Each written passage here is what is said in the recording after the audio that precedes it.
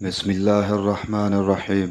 حضرت ابو ہریرہ رضی اللہ عنہ سے روایت ہے کہ میں نے عرض کیا، یا رسول اللہ، میں آپ صلی اللہ علیہ وآلہ وسلم سے بہت باتیں سنتا ہوں مگر بھول جاتا ہوں۔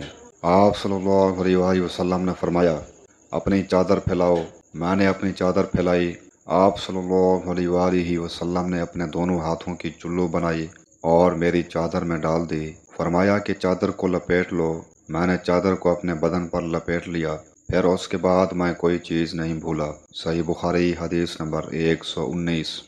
حضرت جریر رضی اللہ عنہ سے روایت ہے کہ نبی صلی اللہ علیہ وآلہ وسلم نے ان سے حجۃ الوداع میں فرمایا کہ لوگوں کو بالکل خاموش کر دو تاکہ وہ خوب سن لیں۔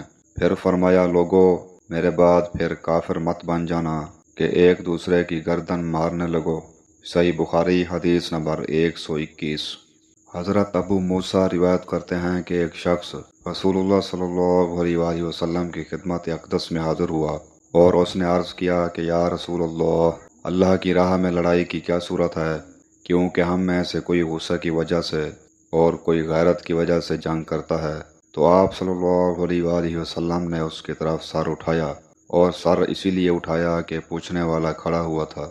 پھر آپ صلی اللہ علیہ وآلہ وسلم نے فرمایا، جو اللہ کے کلمے کو سر بلند کرنے کے لیے لڑے وہ اللہ کی راہ میں لڑتا ہے۔ صحیح بخاری حدیث نمبر 123۔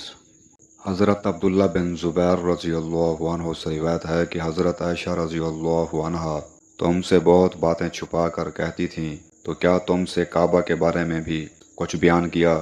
میں نے کہا ہاں۔ مجھ سے انہوں نے کہا کہ رسول اللہ صلی اللہ علیہ وآلہ وسلم نے ایک مرتبہ ارشاد فرمایا تھا کہ اے عائشہ، اگر تیری قوم دور جاہلیت کے ساتھ قریب نہ ہوتی بلکہ پرانی ہو گئی ہوتی۔ ابن زبیر رضی اللہ عنہ نے کہا، یعنی زمانہ کفر کے ساتھ قریب نہ ہوتی تو میں کعبہ کو توڑ دیتا اور اس کے لیے 2 دروازے بنا دیتا، ایک دروازے سے لوگ داخل ہوتے اور دوسرے دروازے سے باہر نکلتے۔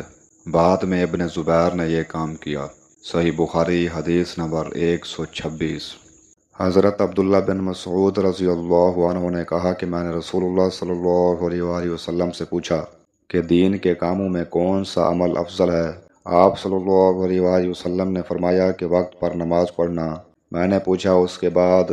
آپ صلی اللہ علیہ وآلہ وسلم نے فرمایا، والدین کے ساتھ نیک سلوک کرنا۔ میں نے پوچھا اور اس کے بعد؟ آپ صلی اللہ علیہ وآلہ وسلم نے فرمایا کہ اللہ کے راستے میں جہاد کرنا۔ پھر میں نے آپ صلی اللہ علیہ وآلہ وسلم سے زیادہ سوالات نہیں کیے، ورنہ آپ صلی اللہ علیہ وآلہ وسلم اسی طرح ان کے جواب عنایت فرماتے۔ صحیح بخاری حدیث نمبر 2782۔